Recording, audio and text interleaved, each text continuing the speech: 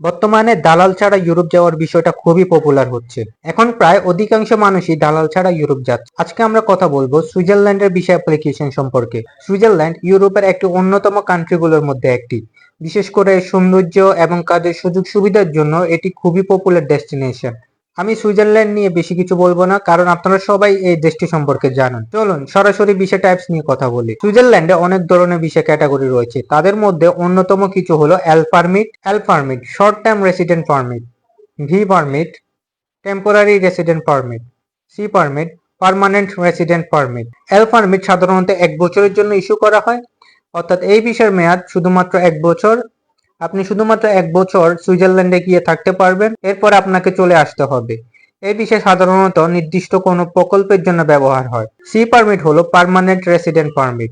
এই পারমিট সাধারণত পিআর নেওয়ার জন্য ব্যবহার করা হয়, অর্থাৎ আপনি যখন পিআর এর জন্য অ্যাপ্লাই করবেন, আপনি তখন এই পারমিটে আবেদন করবেন। এই পারমিটটির জন্য আপনাকে সুইজারল্যান্ডে 5 বছর বসবাস করতে হবে, এরপরে আপনি এই ভিসাটিতে আবেদন করতে পারবেন। বি পারমিট, যেটি হচ্ছে সব থেকে পপুলার একটি ভিসা, যেটাকে বলা হয় টেম্পোরারি রেসিডেন্ট পারমিট। এই ভিসার মেয়াদ 1 বছর হলেও আপনি প্রতি বছর এই ভিসাকে রিনিউ করতে পারবেন।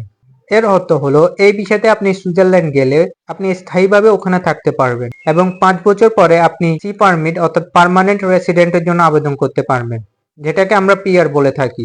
আজকে আমরা বি পারমিট নিয়ে কথা বলবো, টেম্পোরারি রেসিডেন্ট পারমিট। এর অনেকগুলো সুবিধা রয়েছে। এর মধ্যে একটি হলো আপনি স্পাউস নিয়ে যেতে পারবেন, অর্থাৎ আপনি আপনার ফ্যামিলিকে আপনার সাথে করে নিয়ে যেতে পারবেন এবং এই ভিসার সম্পূর্ণ খরচটা কোম্পানি বহন করবে, যেটাকে আমরা স্পন্সর ভিসা নামেও চিনে থাকি। এবং সবচেয়ে বড় ব্যাপার হলো এর জন্য আপনার কোনো আইএলটিএস লাগবে না, অর্থাৎ আপনার কোনো ইংলিশ ল্যাঙ্গুয়েজ প্রফিসিয়েন্সি টেস্ট লাগবে না। 2024 সালের তথ্য অনুযায়ী আপনি যদি সুইজারল্যান্ডে জব করেন, তাহলে আপনার মিনিমাম বেতন হবে 4 লক্ষ টাকা মাসে। এছাড়া আপনি হেলথ ইন্স্যুরেন্স সহ যাবতীয় সুযোগ সুবিধা পাবেন। আপনি যদি এই বিষয়ে সুইজারল্যান্ডে ঢুকতে পারেন, তাহলে আপনি পার্মানেন্ট ভাবে সুইজারল্যান্ডে থাকতে পারবেন। এবার আসা যাক এই বিষয়ের রিকোয়ারমেন্ট গুলো কি কি। এই বিষয়তে আবেদন করতে হলে আপনার কিছু রিকোয়ারমেন্ট ফুলফিল করতে হবে। তার মধ্যে সর্বপ্রথম হলো জব অফার লেটার।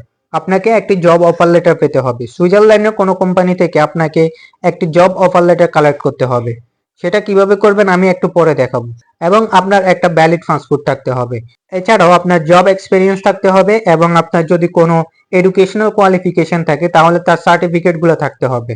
এবং ভিসা প্রসেসিং এর আগে আপনাকে হেলথ ইন্স্যুরেন্স এবং অ্যাকোমোডেশনের ব্যবস্থা করতে হবে। অফার লেটার পাওয়ার জন্য আপনাদেরকে জব ফাইন্ডিং ওয়েবসাইটগুলোতে জবের জন্য আবেদন করতে হবে। এর জন্য আপনারা চলে আসবেন europe.eu এই ওয়েবসাইটের মধ্যে। এই ওয়েবসাইটটির লিংক আমরা ভিডিও ডিসক্রিপশন বক্সে দিয়ে দেব, ওখান থেকে আপনারা সরাসরি এখানে চলে আসতে পারবেন। এখানে আসার পর নিচের দিকে চলে আসবেন। আসার পর দেখতে পাবেন এখানে কান্ট্রি লেখা আছে। এই কান্ট্রির মধ্যে এখানে ক্লিক করবেন। ক্লিক করে আপনি যে কান্ট্রিতে আবেদন করতে চাচ্ছেন ওই কান্ট্রির নামটা দিবেন। ফর এক্সাম্পল আমি এখন সুইজারল্যান্ডের জন্য আবেদন করতে চাচ্ছি। সুইজারল্যান্ড এখান থেকে নিচের দিকে গেলে পেয়ে যাবেন। দেখতে পাচ্ছেন সুইজারল্যান্ড, সুইজারল্যান্ডে ক্লিক করবেন। ক্লিক করার পরে উপরের দিকে চলে আসবেন। জব সেক্টরের নামটা লিখবেন। ফর এক্সাম্পল আপনি যদি এগ্রিকালচার সেক্টর হন তাহলে এগ্রিকালচার লিখবেন, বা ওয়েল্ডার হলে ওয়েল্ডার লিখবেন। আমি আপনাদেরকে দেখানোর জন্য মনে করেন ওয়েল্ডার লিখলাম। ওয়েল্ডার লেখার পরে আপনারা এখানে লিখবেন ভিসা স্পন্সরশিপ।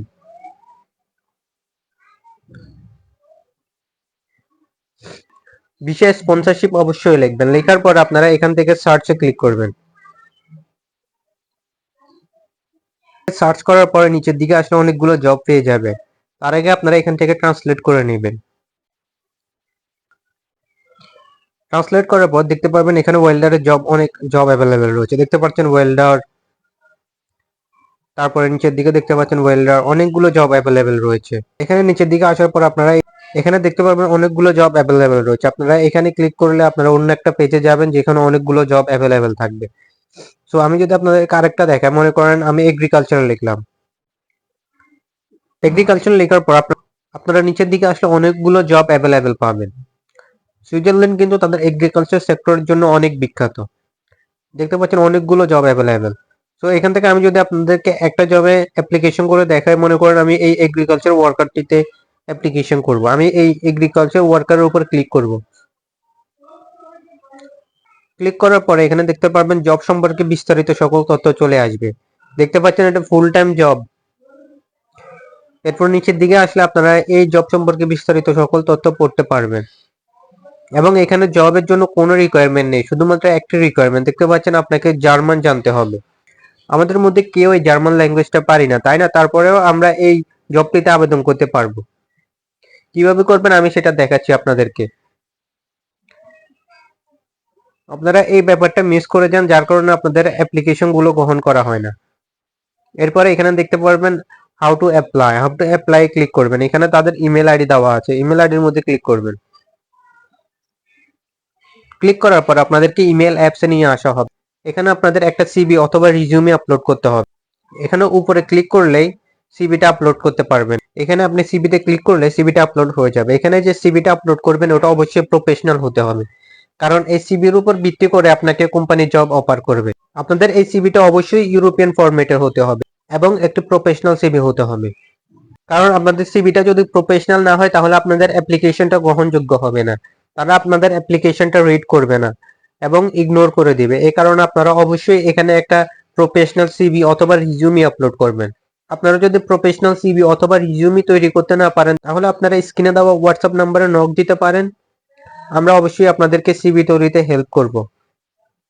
এখন এখানে অবশ্যই আপনাদেরকে একটা জিনিস খেয়াল রাখতে হবে, এখানে একটা কভার লেটার আপলোড করতে হবে। এখন অনেকে কি করেন, কভার লেটার আপলোড করেন কিন্তু কভার লেটারটা মডিফাই করেন না, অর্থাৎ কভার লেটারের ইনফরমেশন গুলো আপনারা মডিফাই করে দেন না।